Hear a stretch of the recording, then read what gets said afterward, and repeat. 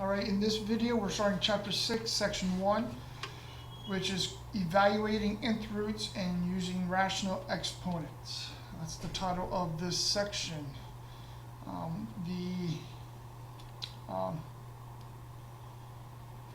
Students will be able to apply the properties of exponents to simplify algebraic expressions with rational exponents. But before we actually evaluate doing any of this, first thing we need to know is how to convert. How do we convert from roots to rational exponents and vice versa? All right.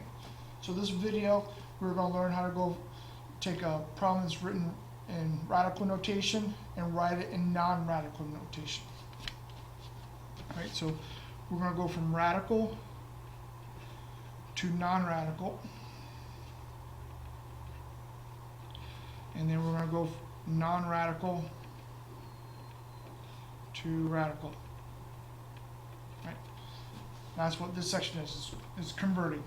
All right, so the nth root of a, in other words, nth root, n is the root. All right, so that could be any number, 1, 2, 3, 4. Like when we're doing square root of a, there's understood to be a 2 there. They don't write it. 3, that's a cube root of a. Fourth root of a, fifth root of a, and so on. Now what that means is what number can be multiplied by itself n times to equal a. All right, that seems like a tongue twister there. So let's look at an example. We have the cube root of 8, which is going to equal 2, but this is what it means. This is what number can be multiplied by itself n times. In other words, what number can be multiplied by itself 3 times? What times what gives me 8? Well, that would be 2. All right. What's the cube root of, what's the fourth root of 16? What number can multiply by itself 4 times that will give me 16? And again, the answer will be for this one is 2. All right, so that's what it means. All right, now we're going to convert between rational exponents and radicals. All right, so here's a non-radical because you notice there's no radicals. All right, this is a rational exponent. Okay. This right here is a rational exponent. Right? We're going to convert this into radical form. Right? So when you do that, the n becomes the root and m becomes the power. All right? So n is called the root and m is the power. All right? The numerator is the power. The denominator is the root. What happens if I have a negative exponent? Well, first thing you do is you get rid of the negative. All right, so it'd be 1 over a m to the n, which then you end up getting this. All right, so they are almost exactly the same, except this has a negative, so that makes it 1 over this. All right, so that's going. So this right here is going from rational or non-radical to radical. That's what we did here. All right. So let's look at some examples. Number 1, all you want to use rational exponent notation. See, this is radical notation. We want rational exponent. In other words, we want to rewrite it without. In other words, we want to rewrite into radical form. That's what we want to do.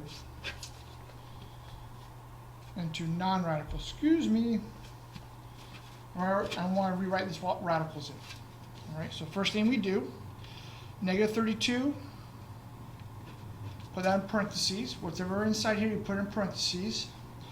And then remember, the root, this is the root, so that's the denominator. what's understood to be here? A 1, so that would be my numerator. So that would be negative 32 to the 1/5 power. Number 2, put 1, now there's no negative, so we can just leave it. The root, so that's my denominator. It's understood to be a 1 there, so it's 1 to the 1/6.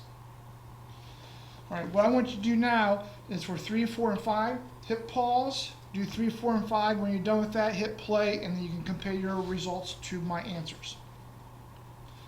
All right, for this one, it'd be 625. The root is 4, and the numerator is 1. The power is 1. Number 4, be 35. The root is 6. The power is 5. So it's 35 to the 5/6. Okay, 11, and this will be to the 4/5.